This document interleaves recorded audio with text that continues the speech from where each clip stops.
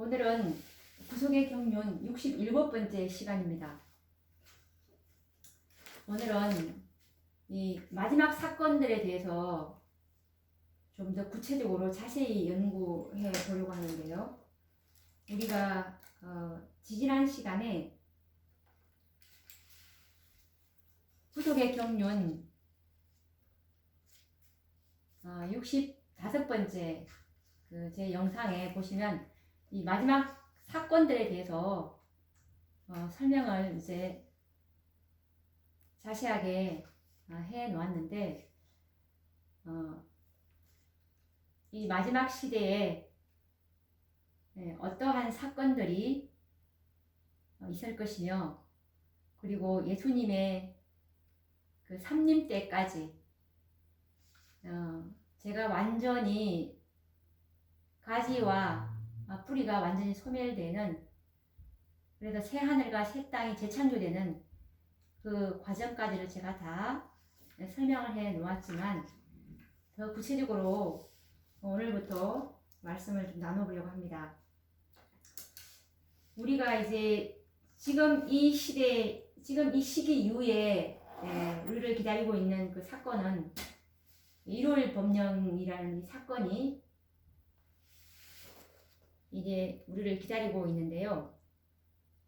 이 일요일 법령이 무엇이며, 일요일 법령은 왜 내리게 되며, 이것이 진성에 필요한 것에 대한 것들에 대해서 자세히 말씀을 나눠보려고 합니다. 이 또 다른 천사들, 계시록 14장의 그 새 천사의 기별 이후에 계시록 18장에 보시면 이 일 후에 다른 천사가 내려오는 것을 보니 큰 권세를 가졌는데 그의 영광으로 땅이 환하여지더라라는 이 계시록 18장 기별이 있습니다. 계시록 14장의 기별로 개혁사업은 시작되었지만 계시록 18장에 그 두 번의 기별이 있는데, 이 기별로 그의 영광으로 땅이 환하여지더라.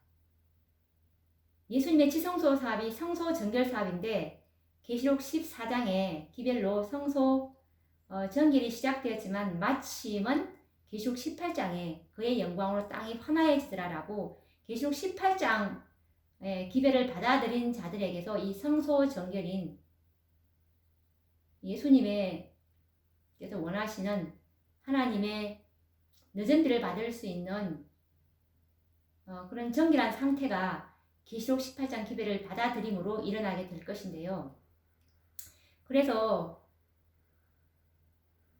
요한계시록 14장의 기별이 끝이 아닌 것이 계시록 18장의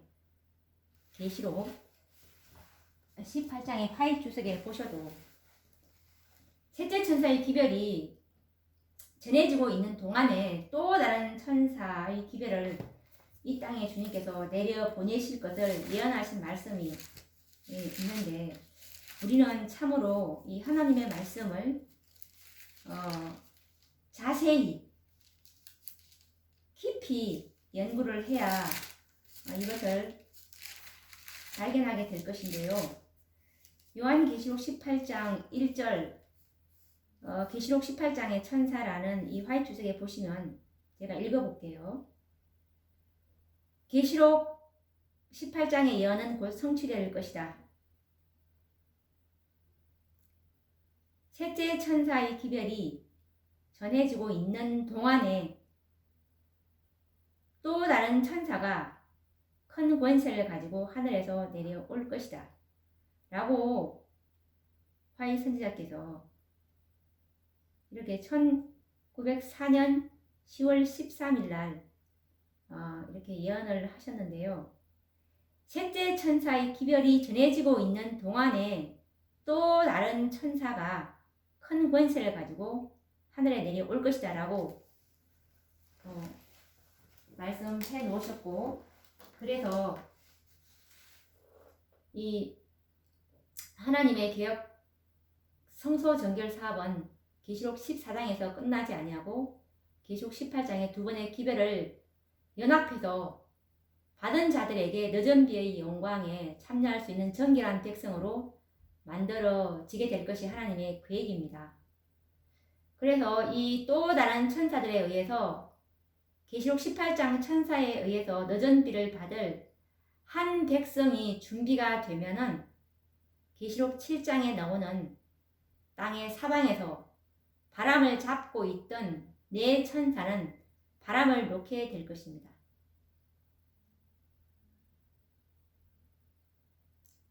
하나님께서는 이 마지막 계시록 18장 4절에 마지막 기별, 내가 또 들으니 하늘로서 다른 음성이라고 하셨는데, 이 마지막 기별까지 받아온 자들에게 이 하나님의 이 교회가, 이 남은 무리가 참 교회가 될 것인데, 그 교회 안에 계시록 18장 4절에 이 다섯 번째 하늘로서 내려오는 다섯 번째 기별을 받은 이 남은 무리에게 이들을 이제 정결케 해주셔서 늦은 비를 받게 해서 온 세상에 최후의 경고를 바라게 되므로 이 마지막 최후의 기별, 하나님의 영광을 드러내라 라는 이 기별을, 하나님의 사랑의 품성을 드러내라는 이 기별을 받은 자들이 14만 4천인이 이제 채워지게 되면 하나님의 구속의 경륜은 지성소 사업은 끝나게 되고 그분의 지성소의 중보 사업은 끝나게 될 것이라는 것이 하나님의 계획입니다. 이 하나님의 계획을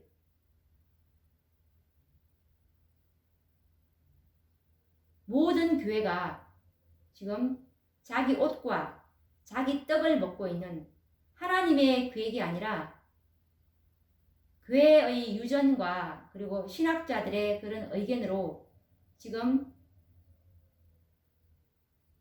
나침반도 없고 항해 도표도 없는 전혀 엉뚱한 방향으로 나가고 있다는 것에 참으로 탄식을 금할 수가 없습니다. 다시 말씀으로 돌아와서, 그래서 이 늦은 비를 받을 한 백성, 계시록 18장 4절에 마지막 기별을 받은 마지막 기별까지 다 따라온 계시록 14장의 기별에 연합해서 계시록 18장 1절의 그 기별과 계시록 18장 4절의 다섯 번째 기별까지 다 받아들인 이 자들에게 이 늦은 비를 이제 부어주셔서 준비가 되면은 계시록 7장에 나오는 땅의 사방에서 바람을 잡고 있던 네 천사는 이제 바람을 놓게 될 것인데, 요한 계시록 7장 1절과 3절 말씀을 보시면, 이 일 후에 내가 네 천사가 땅 네 모퉁이에 선 것을 보니 땅의 사방의 바람을 붙잡아 바람으로 하여금 땅에나 바다에나 각종 나무에 불지 못하게 하더라. 또 봄에 다른 천사가 살아계신 하나님의 인을 가지고 해 돋는 데로부터 올라와서 땅과 바다를 해롭게 할 권세를 얻은 네 천사를 향하여 큰 소리로 외쳐 가로되, 우리가 우리 하나님의 종들의 이마에 인치기까지 땅이나 바다나 나무나 해하지 말라 하더라 라고 기록되어 있습니다. 지성소에서 그리스도의 최후의 중보사업이 끝나기 직전에 살아계신 하나님의 인을 받을 그 수가 14만 4천이라는 이 실제 수가 거의 채워져 갈 즈음이면 살아계신 하나님의 인을 치는 천사는 땅 네 모퉁이에서 바람을 붙잡고 있는 천사들에게 더 이상 호소하지 않을 것입니다. 14만 4천이라는 이 지성소에서 잡을 이 큰 물고기는 상징적인 수요가 아니고 실제적인 수요입니다. 하나님의 말씀은 말씀 그대로 보셔야 하는데 계시록 14장 3절에 보시면 땅에서 구속함을 얻은 14만 4천인 밖에는, 그리고 계시록 7장 4절에 그 입맞은 자의 수를 들으니 14만 4천이니라는 이 정확한 하나님의 말씀을 두고 상징수라고 가르친다면 참으로 이것은 사단의 커다란 기만에 빠진 것입니다.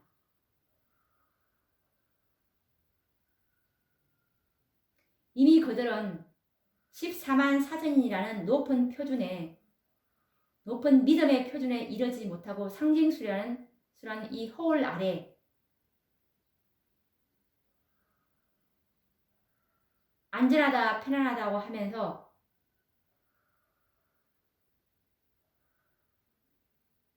평안하다고 할 때 이미 그 은혜의 시기는 그들을 티나 주름 잡힌 것이 없는 이런 회개의 경험까지 이르지 못하고 그들은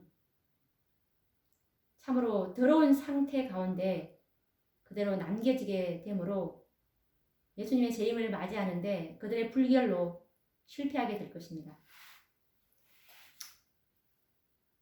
그래서 이 지성소에서 그리스도의 최후의 중보 사업이 끝나기 직전에 14만 4천인의 수가 거의 채워져 갈 즈음이면 살아계신 하나님의 인을 치는 천사는 땅 내 모퉁이에서 바람을 붙잡고 있는 천사들에게 더 이상 호소하지 않을 것입니다.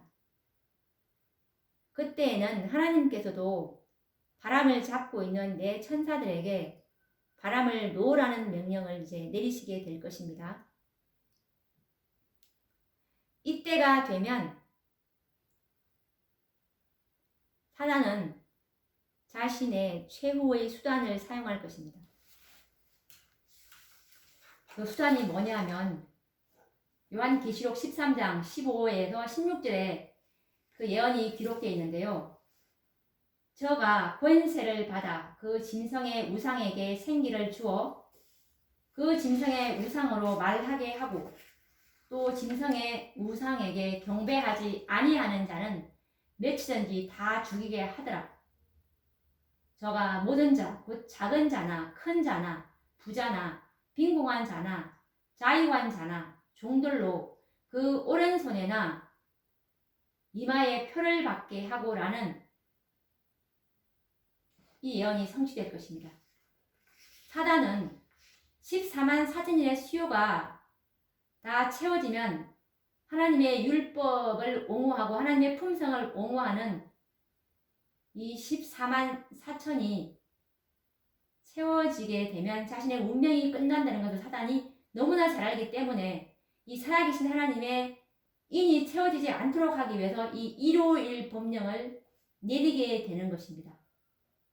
이 예언이 성취되면 지구상에 살고 있는 모든 신민들은 짐승의 표를 받도록 강요당할 것입니다.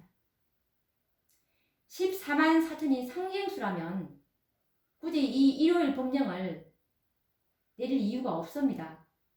그 수요가 사단이 채워지면 자신의 운명이 끝날 줄 알기 때문에 그 수요가 채워져 가고 있음을 사단은 알아차리기 때문에 이때에 때가 되면 거의 채워질 직전에 이것을 내리게 되는 것이죠. 그리고 하나님도 허락을 하시게 되는 것이고 그때에 이 셋째 천사는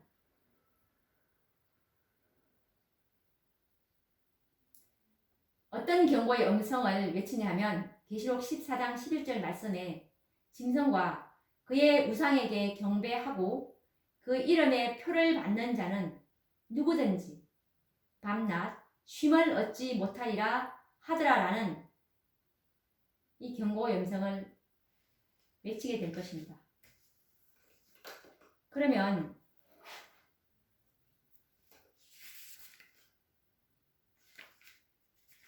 짐승의 표가 무엇인지 우리가 우리가 이것에 대해서 정말 많은 오류들이 지금 편만한데요. 이것이 무엇인지에 대해서 정확하게 알고 있어야 됩니다. 짐승의 표는 이 과거에는 세계적인 금융수단으로서 사용하던 이 바코드 형태나 전자칩이 내장된 크레딧 카드 제도를 짐승의 표로 해석한 이들도 과거에는 있었습니다. 그 외에도 몸에 새기는 전자문신이나 여러 가지 과학적인 수단들로서 이 666을 해석하기도 했죠. 지금은 미국에서 개발 시행하고 현재 전 세계적으로 수출을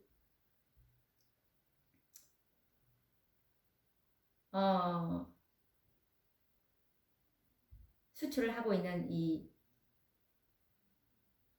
베리칩을 두고서 짐승의 표라고 가르치는 사람들도 있습니다. 그러나 이것들은 모두 짐승의 표가 아닙니다.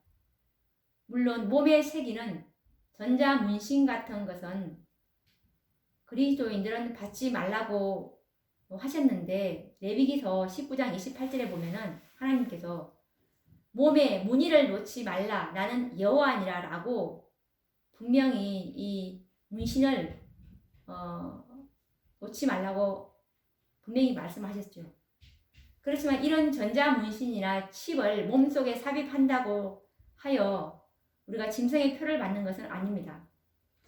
이런 일이 짐승의 표를 받는 것이라면 자신의 믿음과는 무관하게 짐승의 표를 받게 되는 경우가 있을 것인데 그것은 신체의 자유를 결박한 후에 강제로 이마나 오른손에 666 바코드를 새길 수 있을 것이고 그리고 전자칩을 삽입할 수도 있기 때문입니다.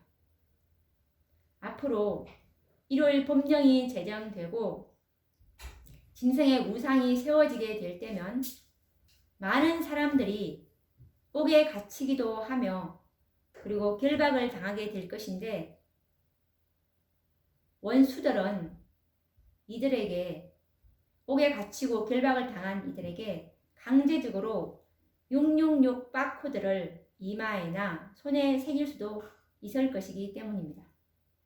그러면 이들이 짐승의 표를 받았기에 하나님의 진노의 포도주를 마시고 구원을 잃어야 한다는 것이 이것이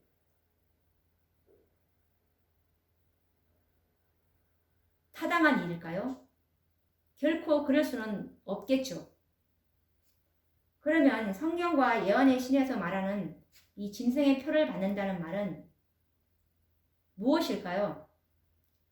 사단은 이 땅에 자신의 대리자인 짐승 즉 법안권이죠. 이 법안권을 통해서 하나님의 거룩하신 품성의 사본인 10계명 중에 하나님의 인이 들어있는 제7일 안식일 넷째 계명을 변경시키고 주일 중 첫째 날인 일요일을 지키도록 하는 강제 법령을 제정할 것인데 이때에 일요일은 짐승의 표가 되며 일요일을 지키는 행위는 짐승의 표를 받는 것이 되는 것입니다. 사자는 자신이 하나님과 동등되기 위한 수단으로 하나님의 법을 변경시키고자 하늘에서부터 노력하여 왔습니다. 이와 같은 사단의 노력은 이 땅에 있는 자신의 대리자인 법안권을 통해서 성취시키고자 계획하고 있다고 증언들은 말씀하고 있습니다. 그럼 화이 선지자의 증언의 말씀들을 찾아서 우리가 확인을 해 보도록 하겠습니다. 부조와 선지자 69페이지 말씀을 보시면 대쟁투는 하나님의 율법에 관한 것인데요. 사단이 하나님의 율법에 결함이 있어서 그것을 변경해야 할 필요가 있다라고 그것을 증명하려고 이제 또 애써 왔습니다. 그래서 사단은 율법을 공격함으로써 그 율법을 만드신 하나님의 권위를 뒤집어 엎으려고 하였는데요. 자, 이것에 관련된 말씀은 부조와 선지자 69페이지입니다. 대쟁투는 최초부터 하나님의 율법에 관한 것이었다. 사단은 하나님이 불공평하시며 그분의 율법에 결함이 있고 우주의 행복을 위해서 그것을 변경해야 할 필요가 있다는 것을 증명하려고 애써왔다. 율법을 공격함으로 그는 그 율법의 제정자의 권위를 뒤집어 엎으려고 했다. 라고 말씀하고 있습니다. 그래서 이 사단의 대리자인 법안권은 오직 하나님의 율법을 이제 변경시킴으로써 자신이 하나님보다 높일 수 있다고 이제 생각을 했던 것이죠. 그런데 이 변경된 율법을 알면서도 그것을 준수하는 자는 율법을 변경시킨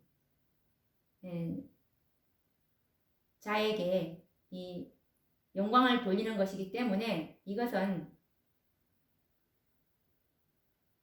법안권의 율법을 순종하는 행위는 하나님 대신에 나는 법왕에게 순종하겠다라고 하는 표가 되는 것이죠.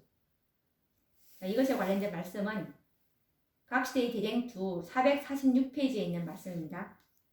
법안권은 오직 하나님의 율법을 변경시킴으로써 자신을 하나님보다 높일 수 있었다. 그리고 누구든지 이와 같이 변경된 율법인 것을 알면서도 그것을 준수하는 자는 그 율법을 변경시킨 자에게 최상의 영광을 돌리는 셈이다. 이와 같이 법안권의 율법을 순종하는 행위는 하나님 대신에 법왕에게 순종하는 표가 되는 것이다 라고 말씀하고 있습니다. 하나님의 보좌의 기초가 되는 이 율법을 변경시키고 그리고 하나님의 인이 새겨진 넷째 계명인 제7일 안식일을 제거하고 법안권의 권위의 상징이 되는 이 주일 중 첫째 날인 일요일이 곧 짐승의 표가 된다는 것을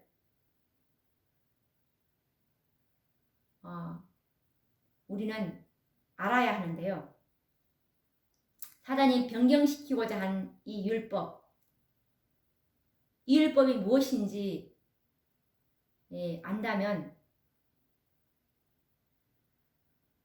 이 첫째 날인 일요일, 이것이 짐승의 표라는 그 증언의 말씀을 우리가 또 확정을 해봐야 합니다. 이것은 각 시대의 대쟁투 448페이지 말씀을 보시면 천주교회의 저술가들도 그 교회의 권위의 표로서 안식일을 개신교도들도 신하고 있는 바와 같이 일요일로 변경한 그 사실을 들어서 말하며 개신교도들도 일요일을 지킴으로써 교회가 모든 축제일을 제정하고 사람들을 정죄할 권세가 있음을 시인하는 것이라고 말한다. 그러므로 안식일의 변경이야말로 로마 교회의 권위의 표, 곧 짐승의 표가 아니고 무엇이겠는가라고 이렇게 말씀하고 있습니다. 그리고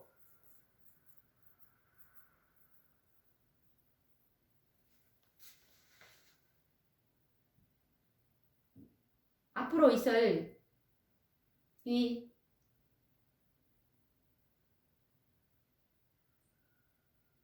넷째 계명인 안식일과 그리고 사단이 만든 변경시킨 율법인 첫째 날인 일요일, 이것이 이제 투쟁의 계량점이 될 것이고 이것이 충성의 시금석이 될 것입니다.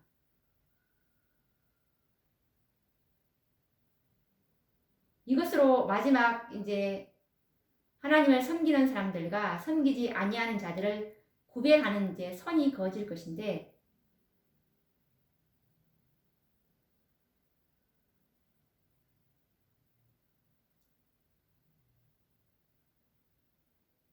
이것으로 이제 하나님의 권위에 충성하는 표, 안식일을 받는 길을 택하는 사람들은 살아계신 하나님의 인인 14만 4천인 안에 계수가 될 것입니다. 자, 이거 한번 읽어보도록 하겠습니다. 대쟁투 605페이지에 있는 말씀인데요. 안식일은 충성의 큰 시금석이 될 것이다. 왜냐하면 안식일은 특별히 투쟁의 초점이 되는 진리가 되기 때문이다. 사람들에게 마지막 시련이 닥쳐올 때 하나님을 섬기는 사람들과 섬기지 아니하는 자들을 구별하는 선이 그어질 것이다. 넷째 계명을 지키는 대신에 국가의 법률과 일치되도록 거짓 안식일을 지키는 것은 하나님과 반대되는 세력에 충성하는 표가 되는 한편, 하나님의 율법을 쫓아 참 안식일을 지키는 것은 창조주께 충성하는 증거가 된다. 그리하여 한 계층의 사람들은 세상의 세력에 복종하는 인을 받음으로써 짐승의 표를 받는 반면에, 다른 한 계층의 사람들은 하나님의 권위에 충성하는 표를 받는 길을 택함으로써 하나님의 인을 받게 된다.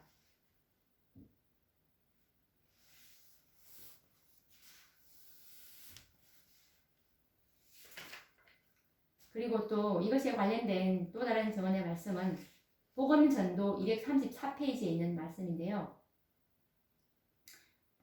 장차 짐승의 표를 받음, 안식일의 변경은 로마 카톨릭 교회의 권위에 대한 상징이며 표가 되는 것이다. 넷째 계명의 주장을 이해하면서도 참된 안식일 대신에 거짓 안식일을 지키기로 선택하는 자들은 오직 자기만이 그것을 명령할 수 있다고 주장하는 그 권세에 경의를 표하게 된다. 짐승의 표란 하나님께서 제정하신 날 대신에 세상 사람들이 받아들인 법안권이 제정한 안식일을 의미한다. 라는 말씀이 있습니다.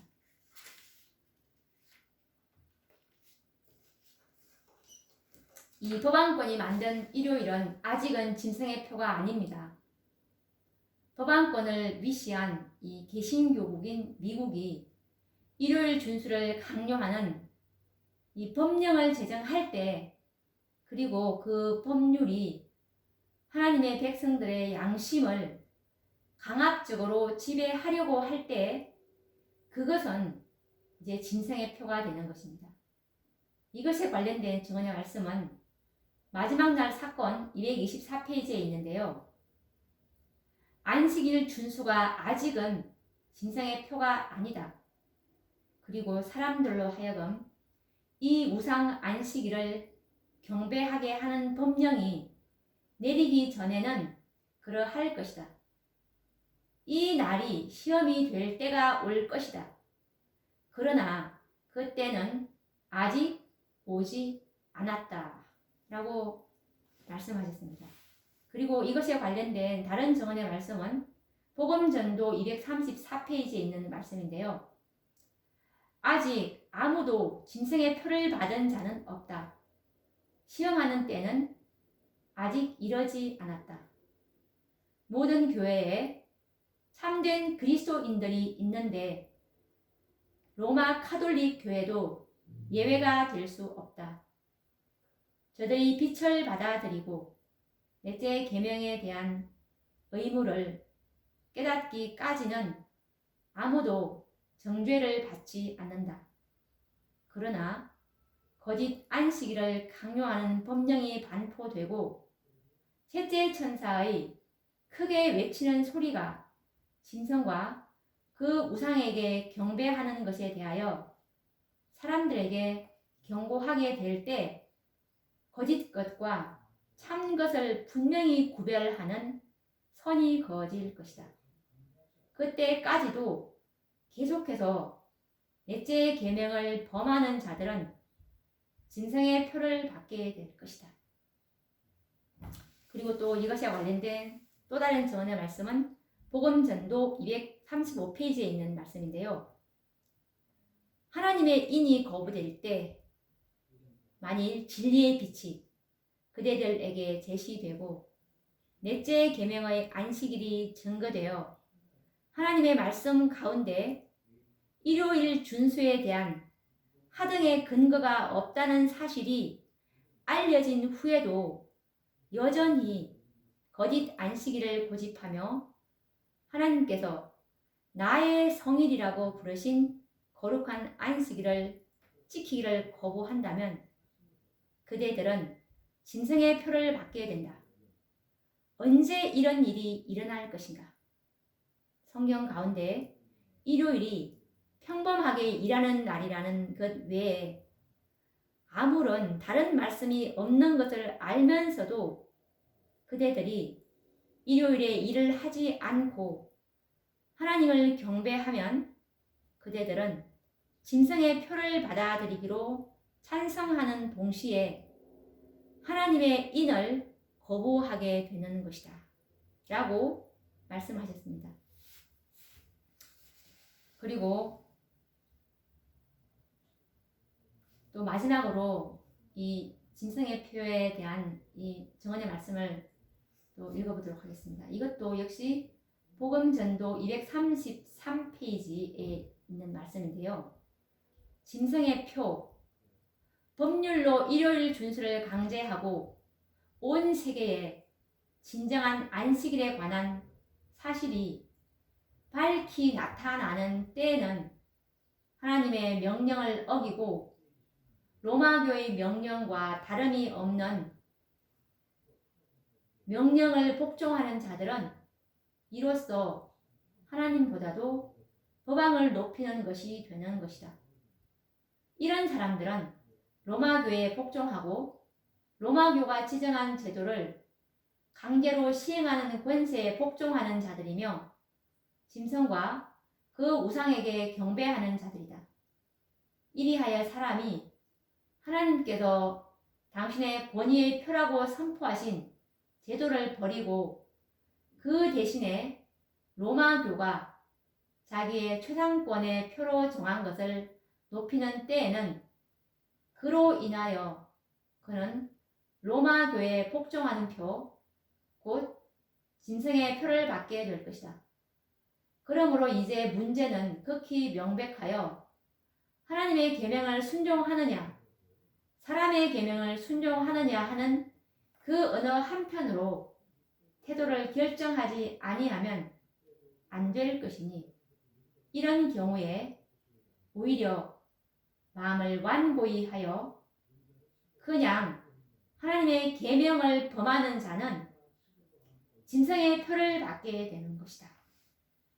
오늘도 우리가 이 일요일 법령이 어느 때쯤 내리게 되고 그리고 짐승의 표가 무엇인지에 대해서 우리가 하나님의 말씀으로 우리가 확정을 해 보았는데요. 또 다음 시간에도 이 일요일 법령이 어떤 단계로 발전할 것인지 이 일요일 법령에 대해서 좀 더 연구하는 시간을 가져보도록 하겠습니다.